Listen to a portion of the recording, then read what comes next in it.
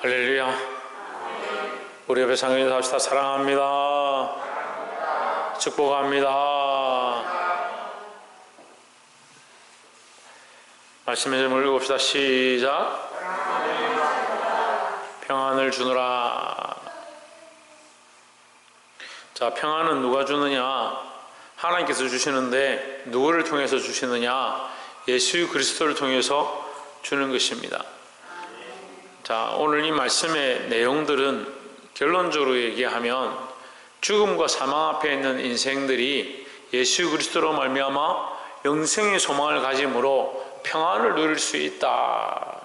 그래서 우리는 영생의 소망을 누리는 자라면 평안을 가지고 있고, 영생의 소망이 없으면 뭐요? 두려움이 넘친다라는 거죠. 그래서 이 평안, 주께서 주시는 이 평안을 깨달아 알게 되기를 주의 이름으로 축복합니다. 요한복음 14장은 다른 말로 하면 평안장이다. 평안장. 성경에 평안이라는 말을 찾아라 하면 요한복음 14장에서 찾는 겁니다. 그래서 어떤 평안이냐? 내가 너희를 위하여 처소를 예비하러 가노니, 내가 간다고 너희가 걱정하지 마라. 내가 너희 눈에 보이지 않는다고 걱정하지 마라. 왜? 나는 아버지 집에 가서 너희를 위하여 처소를 예비한다.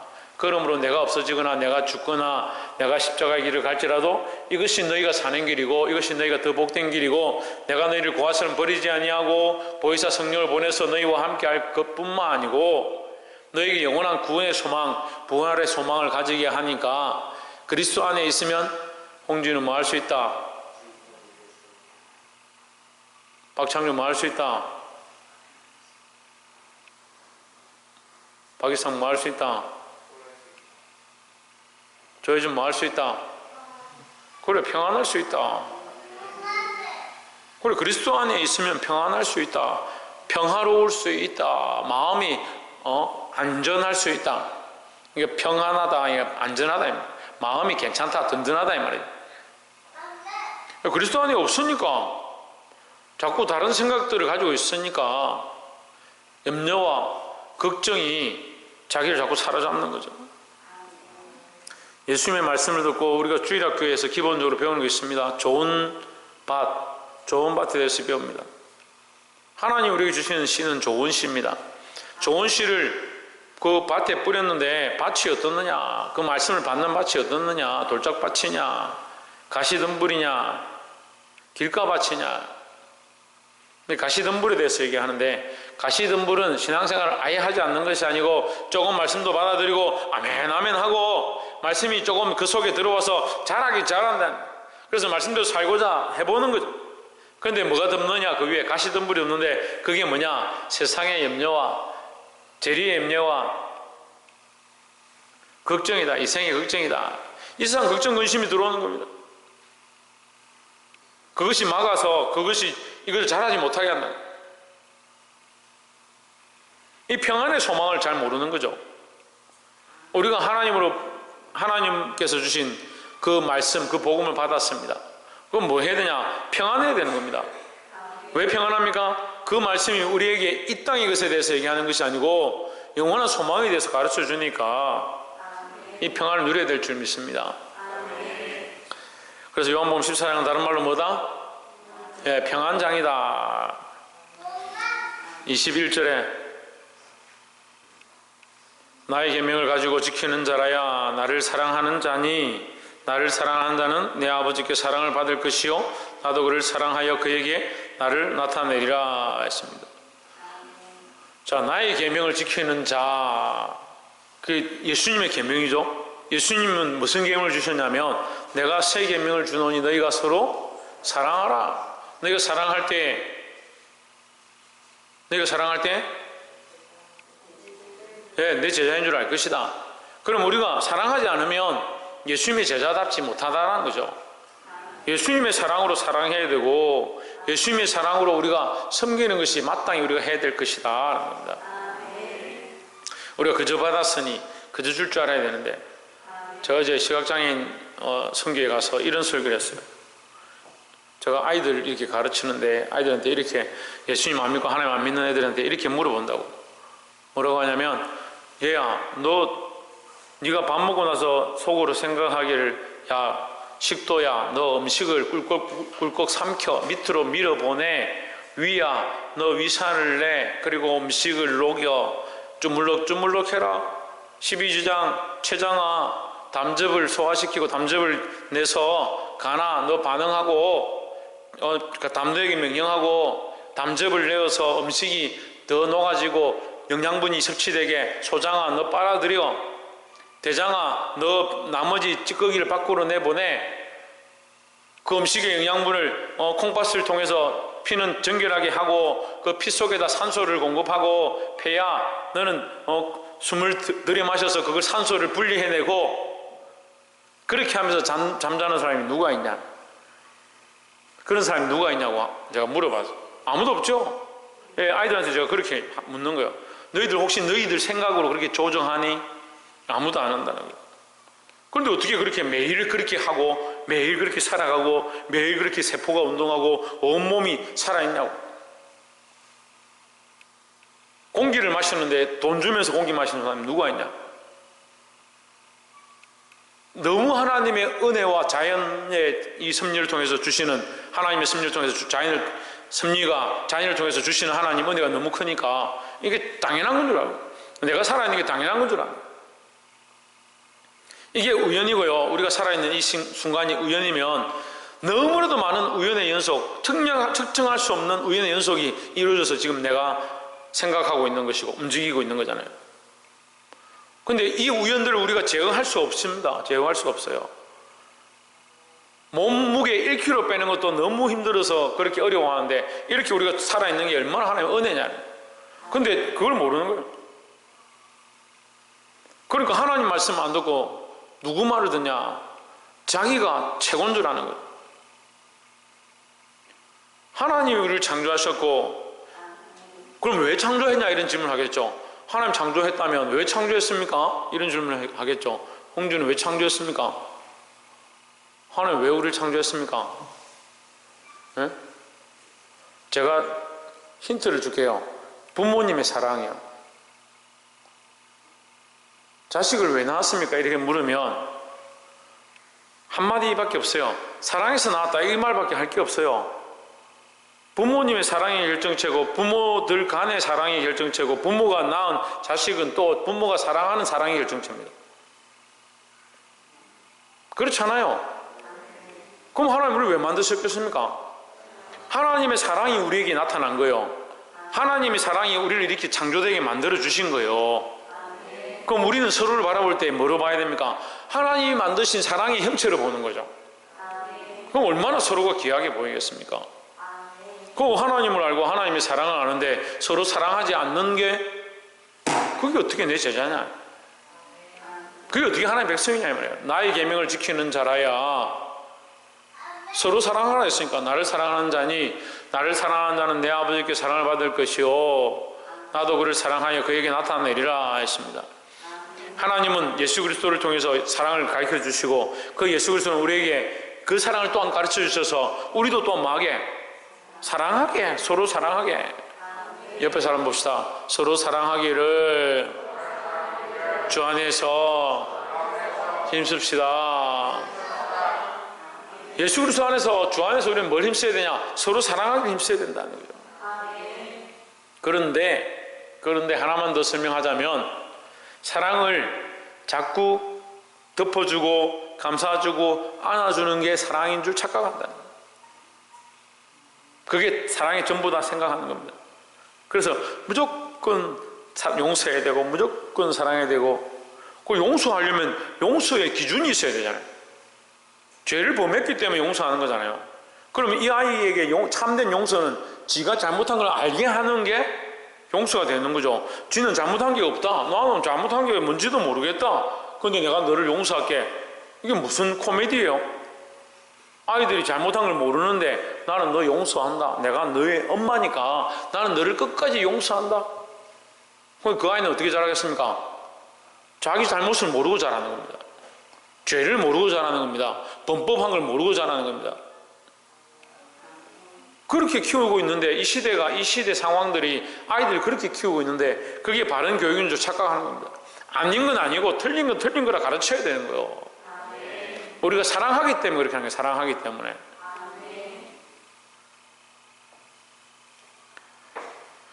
22절에 가롯신 아닌, 그러니까 가롯이 아니다, 가롯 유다가 아니다 이 말이죠. 이름은 같은 유다인데, 야곱의 아들 유다죠. 같은 이름은 같은 유다인데 가롯인 유다가 아닌, 가롯 유다가 아닌 다른 유다가 이르되 주여 어찌하여 자기를 우리에게 나타내시고 세상에는 아니하려 하시나이까. 왜 우리에게만 주님께서 하나님의 아들이심을 가르쳐 주시고 당신을 본 자는 하나님을 본 자라고 이렇게 가르쳐 주시면서 왜 세상에는 그렇게 하지 않습니까? 세상에 나가서도 내가 하나님다 하시면 될 거 아닙니까? 왜 그렇게 하지 않습니까? 묻습니다. 23절에 예수께서 대답하여 이르시되 사람이 나를 사랑하면 내 말을 지키리니 했습니다. 그러면 세상의 사람들이 아직 나를, 예수님을 사랑하지 않는다라는 거죠. 그건 말로 가르쳐서 될 것이 아니고 그들이 진심으로 사랑하면 예수님을 믿고 따라가고 예수님의 제자가 될 것이다 라는 거죠. 내 아버지께서 그를 사랑하실 것이요 우리가 그에게 가서 그처를 그와 함께 하리라 했습니다. 우리가 그에게 가서, 그는 누굽니까 이게? 아니죠. 우리가 그에게 가서, 그는 누굽니까? 그럼 우리는 누굽니까? 예? 문장을 잘 모르시네. 우리는 예수님과 아버지입니다. 그죠? 아버지께서 그를 사랑하실 것이요 우리가 했으니까 우리는 예수님과 아버지죠. 그러니까 하나님께서 그에게 가서, 그는 누굽니까? 예? 예수님을 사랑하는 자. 사람이 나를 사랑하면 그 사람들이죠. 예수님을 사랑하는 사람들. 이해가 됐어요? 예수님을 사랑하는 사람들이, 그 사람들이 내 말을 지킬 것이고 그 사람들이 내 말을 지키고 나를 사랑하면 나는 그들에게 가서, 우리는 그들에게 가서, 이 말이죠. 우리가 그에게 가서 그처를 그와 함께 하리라. 우리와 함께 동거한다, 이렇게 동거한다. 그래서 볼지어다 문 밖에 서서 두드리노니 누구든지 내 음성을 듣고 그 문을 열면 내가 그에게로 들어가 그와 함께 더불어 먹고 그는 나와 함께 더불어 마시리라 했습니다. 그 누가 들어오느냐? 예수님이 들어오는 거예요. 예수님이 뭘 하길 원하시냐? 우리 안에 들어오길 원하신다. 홍진은 뭐 하길 원하신다? 예수님 우리 마음에 들어오길 원하신다. 우리 마음을 열어야 되죠. 우리 마음을 열어요. 우리를 사랑하시는데 우리가 그 마음을 열고 주님이 우리 안에 들어와서 우리와 함께 동거하기 원하신다. 옆에서 한번 봅시다. 우리 마음에 예수님께서 계시는가? 예수님께서 계십니까? 예수님께서 여러분 속에 계시면 오늘 아침에도 했죠. 최소한 양심의 소리를 듣고, 최소한 예수님의 음성을 듣고, 최소한 성령의 인도함을 받고. 우리 안에 누가 계시나? 예수님이 들어와 계시는데, 믿는 자들, 예수님을 사랑하는 자들, 예수님의 말씀을 듣는 자들, 여기 그렇게 기록되어 있죠. 사랑하고 내 말을 지키는 자 내가 그와 함께 하리라 했으니까 예수님 우리와 함께하며 우리와 동거하기 원한다라는 거죠. 24절에 나를 사랑하지 아니하는 자는 내 말을 지키지 아니하나니 너희의 듣는 말은 내 말이 아니요 나를 보내신 아버지의 말씀이니라 했습니다. 내 말을 듣지 않는 자는 하나님의 말씀도 듣지 않는 것이다. 그러니까 너희가 예수님의 말을 듣지 않으면 하나님 말을 듣지 않는 것이니까 이 세상이 내 말을 듣지 않고 있으니까 이 세상에 내가 지금 아무리 말씀을 가르쳐도 그들이 듣지 않을 뿐 하나님 말씀도 따르지 않는다라는 거죠. 그리고 가롯 아닌 다른 유다가 예수님 왜 세상에 알리지 않습니까? 알려도 그들이 듣지 않는다는 거예요. 왜? 사랑하지도 않고 말씀대로 살고자 하지도 않기 때문이다. 25절에 내가 아직 너희와 함께 있어서 이 말을 너희에게 하였거니와, 내가 아직 너희와 함께 있어서, 지금 곧 예수님은 뭐 한다 그러면 떠난다. 지금은 내가 너희와 함께 있지만 이 말이죠. 예, 쉽게 직역하면 지금은 내가 너희와 함께 있어서 지금 너희한테 이걸 가르쳐주지만 조금 있으면 내가 떠날 거다. 26절에 보이사 곧 아버지께서 내 이름으로 보내실 성령 그가 너에게 모든 것을 가르치시고 내가 너에게 말한 모든 것을 생각나게 하시리라. 누가 오시면? 성령께서 오시면 보혜사다. 곧 아버지께서 내 이름으로 보내실. 그럼 성령은 누가 보내신다? 하나님께서 보내신다. 누구에게 보낸다? 예? 누구에게 보낸다? 우리에게 보낸다. 어떤 자들에게? 예수님을 믿고 예수님을 사랑하고 그 말씀대로 살고자 하는 자들에게 성령을 보내신다. 그가 너에게 모든 것을 가르치시고 내가 너에게 말한 모든 것을 생각나게 하리라 하십니다. 그럼 생각나고 가르치고 깨닫게 하시는 것은 누가 하느냐? 성령이 하는 거죠. 그러니까 성경을 읽어도 무슨 말인지 모르겠고 말씀을 들어도 깨닫지 못하면 그 성령의 역사하심을 잘 경험하지 못하는 것이다. 또한 반대로 말씀을 잘 깨달아지고 말씀이 밝히 들리고 그렇게 하면 성령이 내게 깨닫게 하시는구나. 그렇게 생각하고 뭐 해야 합니까? 순종해야지. 순종하고 회개하고 돌이켜야 된다는 거죠. 들리는 게 축복입니다. 들리는 게. 깨달아지는 게 축복이에요. 근데 그것으로 교만할 이유가 없어요.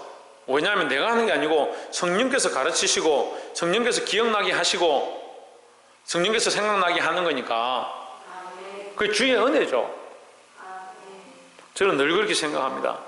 저같이 보잘것없는 사람이 이렇게 말주변 없는 사람이 우리 어머니도 인정하다. 우리 어머니도 한 날은 뭐 총동원 주일인가 와가지고 말씀을 듣더니 뭐라고 하냐면 말씀의 은혜를 받은 게 아니고 뭘 그렇게 내가 그렇게 가르쳐 준 것도 없고 뭐 크게 그렇게 한 것도 없는데 어떻게 거기 서서 그렇게 말을 잘하고 앞뒤가 딱 맞게 그렇게 말을 하느냐 그렇게 감동을 받더라고요.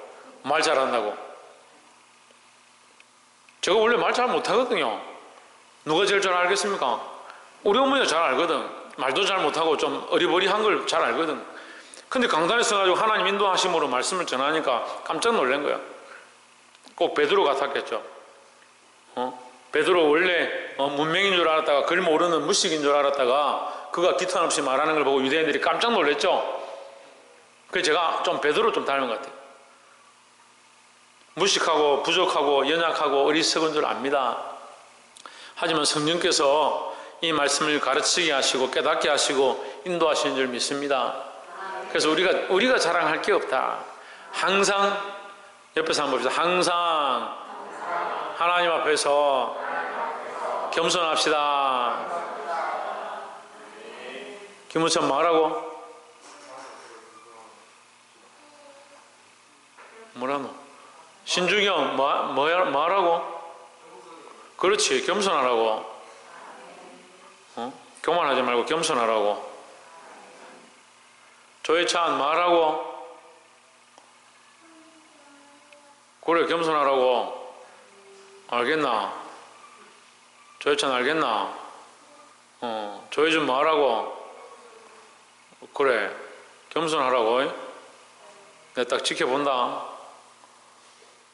겸손해야지. 지난주 1등 했더만은 더 겸손해지고 있네. 겸손하기를 바랍니다. 27절에 우리가 하는 것이 없다. 성령의 도우심으로 가능하다. 평안을 너에게 끼치노니 곧 나의 평안을 너에게 주노라 했습니다.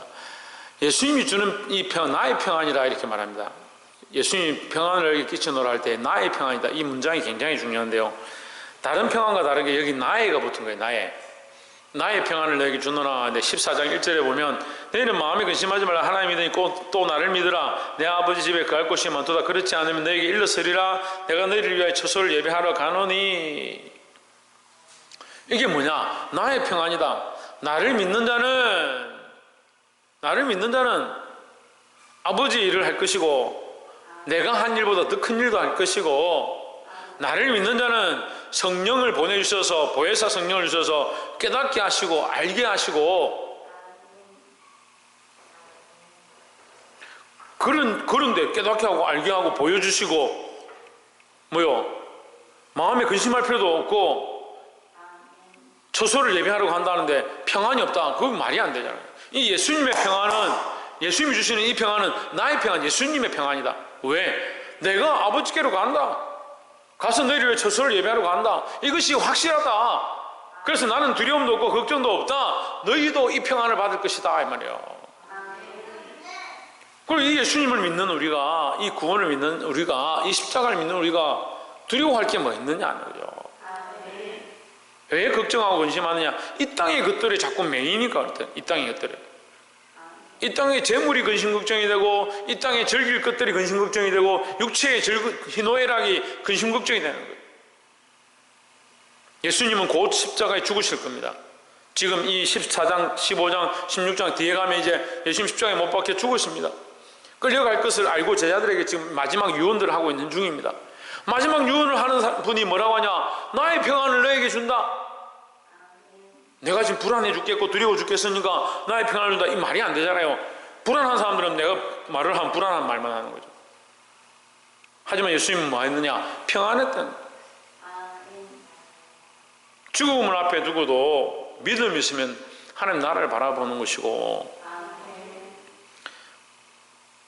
기쁜 일을 앞두고도 근심 걱정이 많은 사람들은 네 근심 걱정합니다.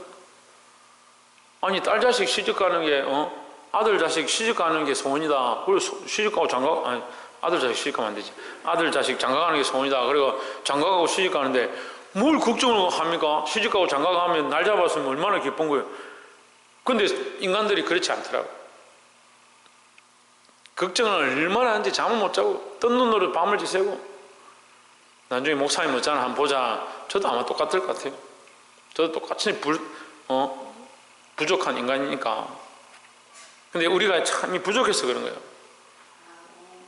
사실은 걱정할 게 없는 거죠. 제가 예를 들어서 말하는 겁니다.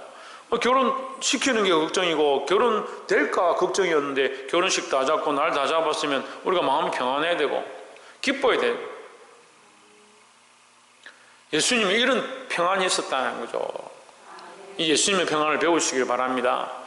내가 너에게 주는 것은 세상이 주는 것과 같이 아니하니라. 세상의 평안은 어떻습니까? 잠시 있다가 없어질 평안인데, 잠시 있다가 내가 내일 100만 원 줄게 이렇게 하면 어이구 신난다, 내일 100만 원 받으면 너무 좋겠다 생각하지만 100만 원 받고 나면 그 다음 뭡니까? 그거 쓰고 나면 또 걱정인 거죠. 나라에서 자꾸 무슨 복지 카드하고 뭐 준다는데 받을 땐 좋죠. 근데 받고 나면 어떻게 합니까? 이거 얼마 남았나 하다가 다 써버리고 나면 이제 또 돈이 없네 걱정하는 거예요. 잠시 있다가 없어질 것이다. 세상의 평안은 잠시 있다가 없어질 것이다. 하지만 나의 평안은 세상이 주는 평안과 같지 않다. 영원하다라는 거죠. 너희는 마음에 근심하지도 말고 두려워하지도 말라. 왜? 이 평안은 참된 평안이고 영원한 평안이기 때문에 근심하거나 두려워할 필요가 없다라는 겁니다. 할렐루야. 이 예수 그리스도 안에 참된 평안 누리시기를 주의 이름으로 축복합니다. 이건 못 누리는 사람이 손해죠. 이걸 모르고 사는 사람이 불쌍한 거지. 예수님 우리에게 이 참된 평안을 주시기 원한다. 28절에 내가 갔다가 너에게로 온다 하는 말을 너희가 들었나니 했습니다. 여기 구체적으로 이제 연결해 보면 되죠. 평안이 왜 평안이냐? 너희를 떠나는 것이 평안이 아닌 것처럼 보이지만 예수님은 갔다가 어떻게 한다? 다시 온다. 다시 오니까 걱정할 필요가 없다. 나를 사랑하였더라면 내가 아버지께로 감을 기뻐하였으리라. 아버지는 나보다 크심이라 했습니다.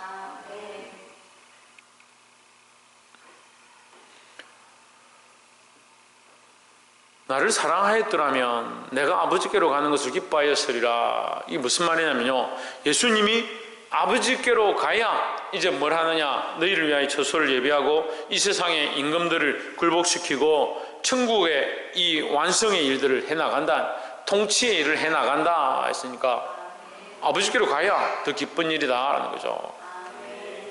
29절에 이제 이르기 전에 너희에게 말한 것은 일이 이룰 때에 너희로 믿게 하려 함이라 했습니다. 이 일이 일어나기 전에 이 일은 뭡니까? 그렇죠. 이 일은 십자가에 죽는 일이다. 너희는 잘 모르겠지만 너희에게 평안하라고 말하고 있지만 나는 이제 뭐하러 가느냐? 죽으러 간다. 그러니까 죽으러 가는 예수님이 이 제자들에게 평안하라 하니까 제자들이 이 사실을 알았다면 평안할 수가 있겠습니까? 하지만 예수님이 주는 평안은 그런 평안이 아니다는 거예요. 잠시 있다 없어지는 평안이 아니라 영원한 평안이다. 그래서 예수님은 지금은 십자가에 죽으시지만 영원한 평안을 줄 것이다. 걱정하지 말라는 거죠. 이제 일이 일어나기 전에 너희에게 말하는 것은 일이 일어날 때에, 십자가에 죽는 사건이 일어날 때에 너희를 믿게 하려 함이라. 이 십자가에 죽으심으로 말미암아 오히려 제자들이 더 믿음으로 서게 되는 것들이 나타난다라는 거죠. 30절에 이후에는 내가 너희와 말을 많이 하지 아니하리니 이 세상 임금이 오겠습니다 했습니다. 자, 방금 평안을 얘기하다 갑자기 이 세상 임금이 온다. 이게 잠시 어둠이 왕노릇한다. 그러니까 이것을 뭐라고 하냐면 뱀이 아이의 발꿈치를 상하는 장면이다. 그래서 십자가에 예수님이 죽으시는데 세상이 캄캄해지고 마귀가 승리한 것처럼 보이지만 그건 잠시고 결국 예수님이 뭐 하셨습니까? 부활하셨죠. 부활 이꼴 뭐냐? 승리입니다. 승리. 이건 알고 있어요. 부활은 결국 뭐냐? 승리다. 왜 부활이 승리냐? 홍준은 왜 부활이 승리입니까? 그래, 승리하셨기 때문에. 박이사, 부활이 왜 승리입니까? 그렇지, 죽음을 이겼기 때문에. 인간의 가장 큰 패배는 뭐냐? 죽음입니다. 죽음의 이유는 뭡니까? 죄죠. 죄의 삭은 사망이다 했으니까 죄로 말미암아 죽음이 들어왔기 때문에 인간의 가장 큰 실패는 뭐냐? 죄죠. 죄로 말미암아 죽음이라는 거예요. 그래서 아무리 뛰어난 인간도, 아무리 많은 재물을 가지고 있는 사람도, 아무리 기쁘고 평안하고 잘 살고 즐긴다는 사람도 결국은 죽는다. 하지만 예수님께서 부활하셔서 우리에게 뭘 주셨냐? 이 죽음을 이길 부활의 소망을 주셨다라는 거죠. 잠시는 이 세상 임금이 오겠습니다. 이 세상 임금이 뭐냐? 죽음이죠. 죽음의 왕 누굽니까? 사탄이죠. 사단이 와서 이 세상의 임금이 왕노릇 하겠지만 잠시 나를 이긴 것처럼 나를 죽이고 너희들을 이긴 것처럼 보이겠지만 그러나 그는 내게 관계할 것이 없으니, 관계할 것이 없다는 말은 그가 이긴 것처럼 보이겠지만 나를 바꿀 수는 없을 것이다 이 말이에요. 이 관계할 것이 없다는 말은 위에서 평안하라, 내가 주는 평안은 세상이 주는 평안과 같지 아니하니 이 말을 대변하는 거예요. 그는 나를 건들 수 없다, 나를 관계할 수 없다라는 거죠. 결국 그가 승리하는 것처럼 보이지만 결국 나는 하나님의 뜻을 따라 부활할 것이고 참된 승리를 이룰 것이다 라는 겁니다. 그래서 이 비유를 뭐랍니까? 처음에는 뱀이 아이의 발꿈치를 장하게 할 것이지만 아이는 뱀의 머리를 밟을 것이다. 완전한 승리를 얘기하는 거죠. 31절에 오직 내가 아버지를 사랑하는 것과 아버지께서 명하신 대로 행하는 것을 세상이 알게 하려 함이로라. 일어나라 이 길을 떠나자 하시니라 했습니다. 그러면 이 사건을 통해서, 자, 31절은 30절 꿈입니다. 이 일을 통해서 이제 일어날 이 일, 30절은 29절을 꾸미고, 그러면 29절은 뭐예요? 29절 보세요. 이 일이죠. 이 일은 십자가의 사건이라고 그랬습니다. 30절에 십자가의 사건은 세상의 임금이 나타나는 겁니다. 하지만 그는 나를 완전히 이길 수 없다, 나와 관계할 수 없다, 내게 관계할 수 없다 이 말이고, 관여할 수 없다, 결국은 내가 아버지의 뜻을 따라 부활할 것이다. 31절을 다시 보면 오직 내가 아버지를 사랑하는 것과 이 모든 사건들을 통해서, 이 십자가의 사건과 그 세상 임금이 오는 것들을 통해서 그 나를 관계하지 못하고 나는 부활할 것이고, 이 모든 일을 통해서 오직 내가 아버지를 사랑하는 것과, 이렇게 말하죠. 이해가 되세요? 예, 이 모든 일을 통해서 결국 오직 내가 아버지를 사랑하는 것과 아버지께서 명하신 대로 행하는 것을 세상이 알게 하려 함이로라. 세상이 알게 된다. 내가 참인 것을, 예수님이 참인 것을, 참 하나님의 아들인 것을 알게 된다라는 거죠. 그래서 백부장도 예수님을 하나님의 아들이라 인정했고, 본디오 빌라도도 예수님이 죄가 없다라고 인정했고, 수많은 증인들이 예수님의 살아계심을 인정하고 증인으로 나서고 있습니다. 오늘 우리도 이 믿음으로 예수 그리스도를 증언하고 예수 그리스도의 왕되심을 나타내는 저와 여러분 되기를 주의 이름으로 축복합니다. 기도하겠습니다.